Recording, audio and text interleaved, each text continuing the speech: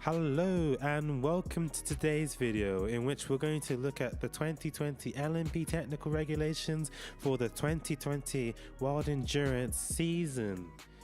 Announced by the FAA and ACO. But however, before we get into that, we gotta look at some things first, because a lot of things have been announced. One of those things being road-based hypercars. Yes, road-based supercars, hypercars, they've been announced through the regulations as a change, which is a major change because before they're all going to be silhouette cars, but no more. Road-based hypercars are going to be allowed, as well as the prototypes. But before we get into that, we gotta look into the past. Well, not really the past, but we'll just have a reminiscence about what's outgoing, what's leaving, what are we leaving behind, by going for this new technical regulations. Well, I'm gonna be telling my son about this to the end of time, really, saying back in our day, cars were a bit like this.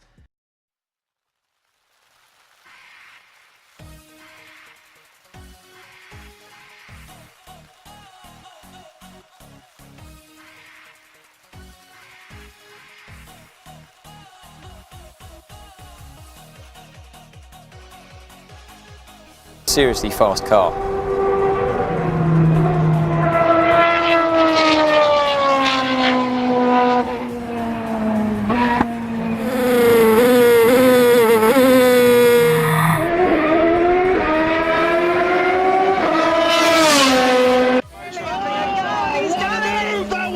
Use the traffic. You went off. Look at the mood in Toyota. They're out front here, and here comes Audi straight back out of here. Oh, using traffic as foils. Oh, nearly contacted the rear end here as well for the Toyota. He's holding station, bossing the road. That's what he needs to do, Liz. Oh my goodness! Look at how close they are together. I'm just sitting back thinking, come on, boys, keep the racing. Don't have an accident. Here we go. Let's see which hybrid has the power delivery right now, and it's the Audi in front. But here comes the big old kick that the Toyota's got. He's going to hit the back wheels, and it's going to be like an explosion here. Down the straight he comes. It's the fastest car on the track. Don't forget the Toyota. And he's booming it right now. Genius at work. Fantastic racing here. Oh, this is amazing stuff. 5 hours of racing deep into this, and you cannot.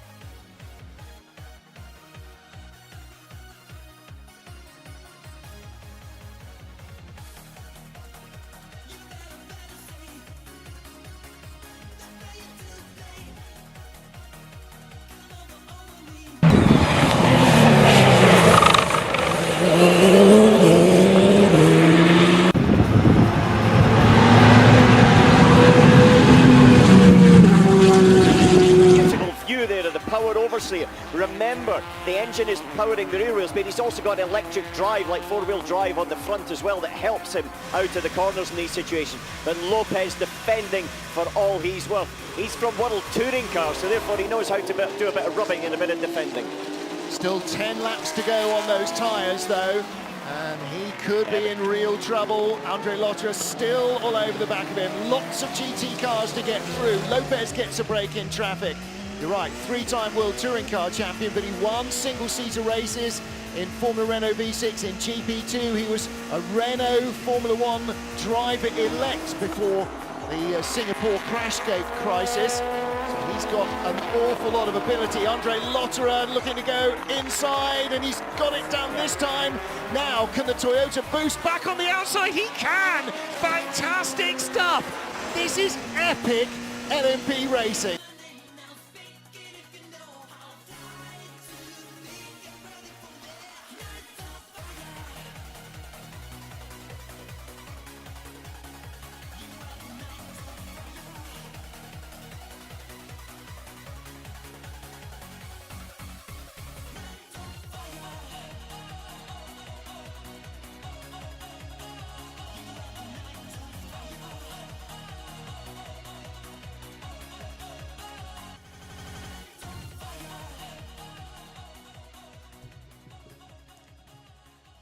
Wow, wow, wow, wow. So that's the outgoing cars, you know, amazing to see, great battles, but that's the past.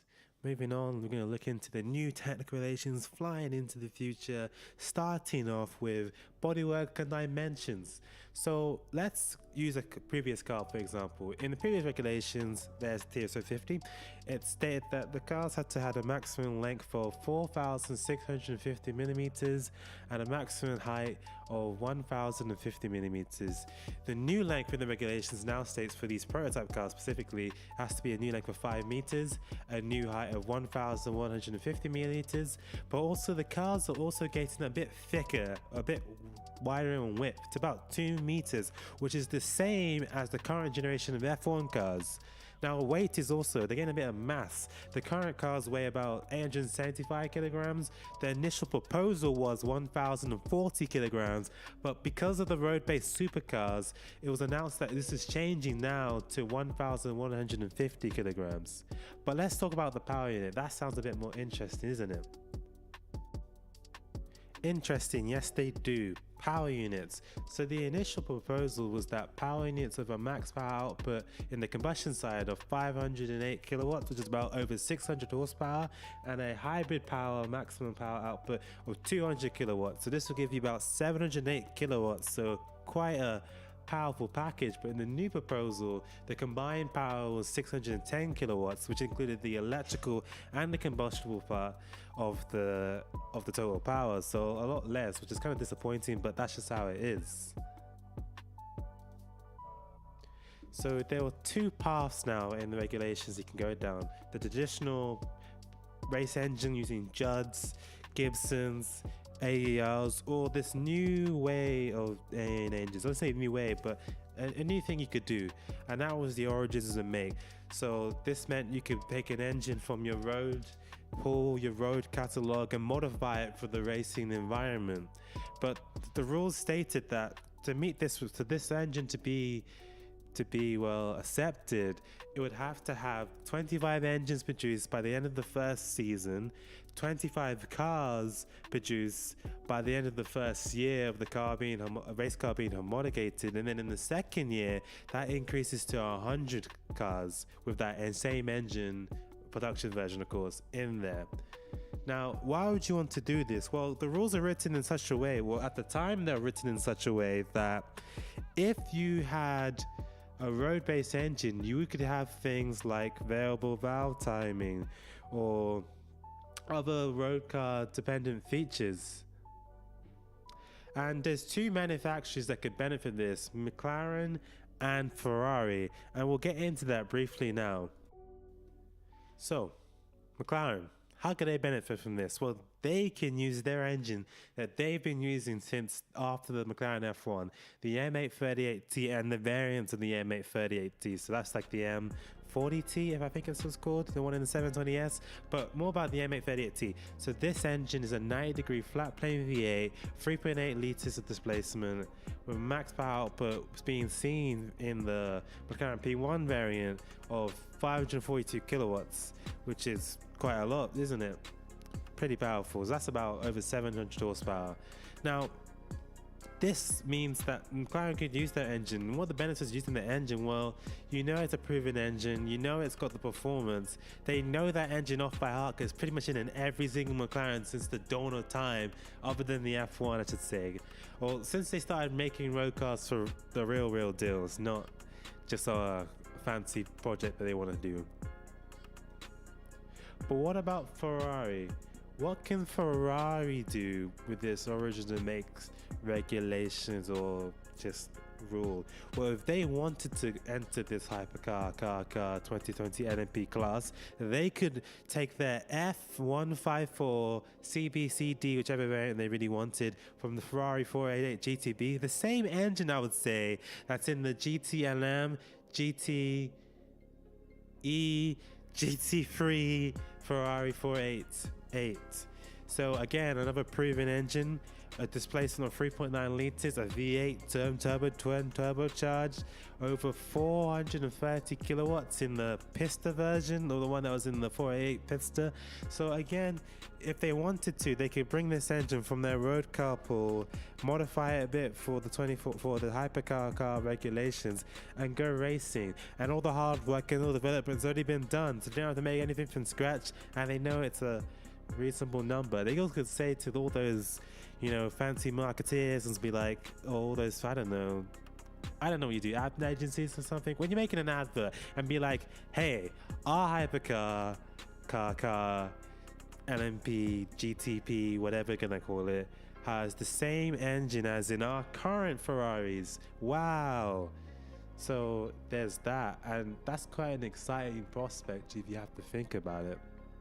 But will they do that? That's up to them. They might make a whole new LaFerrari 2 and take the engine from that. That'd be pretty cool.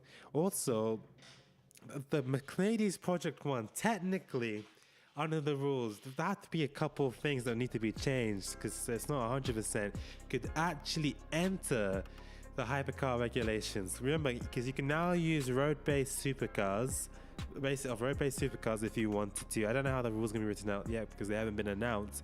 But the origin that makes engines means you could use the same F1 engine, or of course with some modifications, in this category or in this for this top class, because it would meet the production numbers, because there's been more than 100 Project 1s being produced, about 250, and there's been more than 25 engines produced of that variant. Now, would Mercedes do it? No. Should they do it? Hell yes. But again, I'm not the board at Mercedes, and also the extra effort of having to modify your engine so it doesn't have the high MGUH or the hybrid unit attached to the turbo. It seems a bit like a bit of a hassle, but I don't know, it'd be worth this, something interesting, something worth seeing, isn't it? But why the ACO, FIA, why I have to keep on saying it as a combination, why are they doing this? Well, lately their top class hasn't been healthy. You know, that racing we saw, it's not like that anymore because Audi and Porsche have left. Because of Dieselgate, they just had to leave because it was costing too much, and the Volkswagen Group had to come up with a new green image. How unfortunate, because they were spending quite a lot of money. Also, well, again, money is a thing. It was costing so much that privateers couldn't compete at the hybrid, at that level the hybrids were at. They couldn't get a car. The manufacturers weren't going to sell them the technology. Also, when other manufacturers did try and come, because Nissan did try, while it was a failure, again, they just didn't have the money to compete or to fix their issues. So there's nothing they can really do. So again, I think at that point in 2015, when there was great racing, is when we saw the issues of the current class. But again, we saw it too late and had to wait till Dieselgate to do its thing to take away some of the most interesting racing in cars. But I guess we just had to enjoy it while it lasted. So that happened, and that's where we're at now. These new regulations to re-energize the top class of sports car racing. and to get more competitors, to get more road car manufacturers. That's the main goal. And why they're bending over backwards, I would say, for these tier 1 supercar manufacturers like McLaren, Aston Martin and Ferrari. You know, I wouldn't if I was them, but that's what they're doing. And it's a bit like, okay then. But also, they have to be considering the privateers too. This is probably the best chance for a privateer to win Le Mans is with a hypercar since, I don't know, forever really, in the overalls anyway. So it's quite an interesting prospect that we could see a privateer winning Le Mans in the hypercar class. Obviously, there's John Glickenhaus with what he's programmed, what they're doing with their program, but also we can't forget about the current LMP non-hybrids that you have in the racing at the moment, because they will also be grandfathered for the first year, and they would be actually, if they're not going to be slowed down like they will be, are going to be faster than these new generation cars. So there's more of a chance now to win Le Mans than ever, and they're in the right place to be next year to take a shock surprise, not next year, but in 2020 to take a shock surprise if they're willing. But also because their cars are built by these kind of motorsport businesses, manufacturers like Oreca, Ligier and Durala, they could also, and Ginetta have an LMP hypercar that you can buy. They could also ask them to build them a hypercar, to partner up with some manufacturer, you know, Rebellion can team up with TVR, I don't know, Ginetta can team up with Ginetta cars, or with Jaguar, or whoever really wants to come and make a silhouette prototype that could race and have an actual opportunity to compete at Le Mans. Because, you know, I think that's what we've been missing, you know, in this current season of the World Endurance Championship, the super season they call it. We're missing competitiveness and, you know, a chance for someone else to win. Because while at times there are races where one car would dominate, you know, there was always a chance, and especially at Le Mans, you just didn't know what would happen.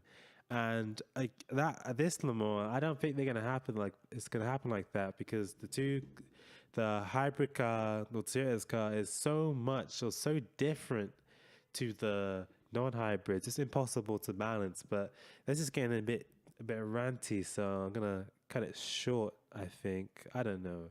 So that's that anyway. So thank you for watching. Thank you for listening to my voice. That's all for today. But I also have a podcast, Just Saying, where I talk about other motorsport things, technology. I've talked about quite a few things, I think, now. Or maybe not. I don't know. Just check it out. It's on Spotify. What else is on? Oh, Apple Podcasts. How can I forget? All the major podcasting things. Anchor, whatever floats your boat. You know, it's probably there. You know, just listen to some episodes. What are some good ones? I think I talked about the engine, the Honda F1 engine in the MP4/4. I talked about, the last episode I talked about was the Peugeot 908. It'll also be a longer, in-depth version looking into the initially proposed regulations for the 2020 hypercars. Of course, it's going to change, and I'll probably do an update when that one comes out. But I'm going to go into more detail than I did in this video. I also might do more opinions about Class 1, because that's an interesting thing. I might talk about F1. I try not to. I don't know why. I think it's just because it's just not as there's not much going on. Also, I have an episode about the origins of the World Endurance Championship. If you even know what that was, you know, what is this sports car racing? What is this weird thing he's talking about? I don't know, you can look into it. You know, there's loads of stuff you can listen to my podcast, and I'm hoping to get more episodes out and more videos. You know, if you're someone from the podcast, you're watching this video, or if you're just my family or friend, I really, really appreciate you doing this and listening and watching this video. Now, you know, this is okay. I don't know how long I've been talking for now. I think I've been talking for a while, so I'm just gonna end it. Thank you for watching. Come back sometime. Listen to the podcast. Subscribe. Don't forget about it. Yeah. Okay. Thank you. Bye.